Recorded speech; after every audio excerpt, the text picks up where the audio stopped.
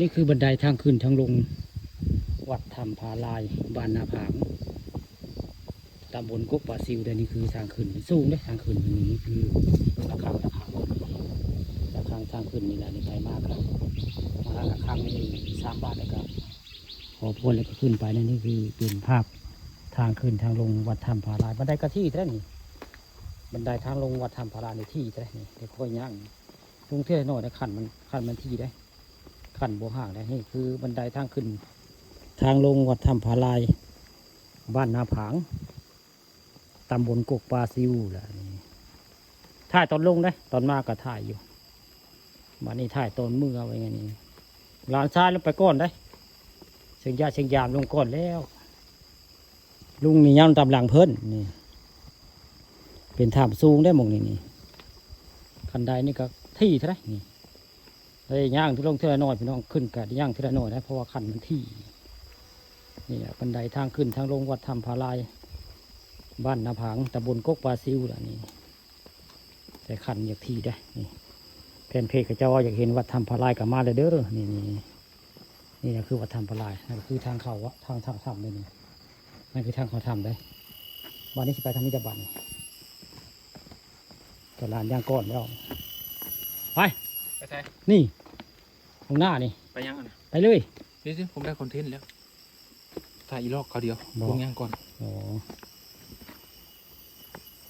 ไปนี่ก็จะมีถ้ำได้ถ้ำหลายมองนี่ถ้ำทางใต้ได้นี่ตอนนึงไปถ้ำทางทึงนี่คือถ้ำทางใต้นี่คือถ้ำผาลายทางใต้ได้ตอนนึงขึ้นทางทึงในตอนนึงวันนี้เอาภาพทางใต้ถ้ำมาให้เบิ่งมาชมเลยนี่เป็นภาพทางใต้ของถ้ำได้นี่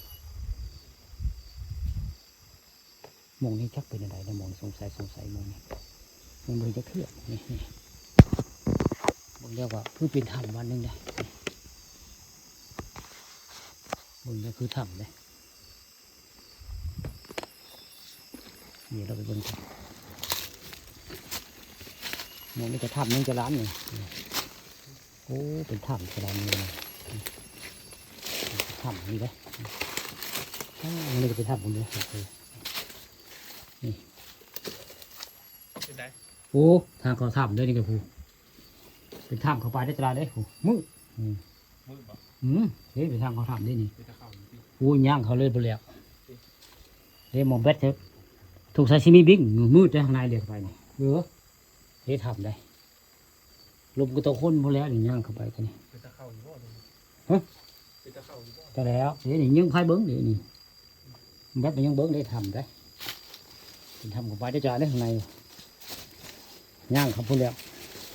ลุงก็บ่เคยมาจะเพื่อนในหมู่นี่มาครั้งแรกเองเห็นถ้ำหมู่นี่บ่มาถ่ายบ่เคยมาถ่าย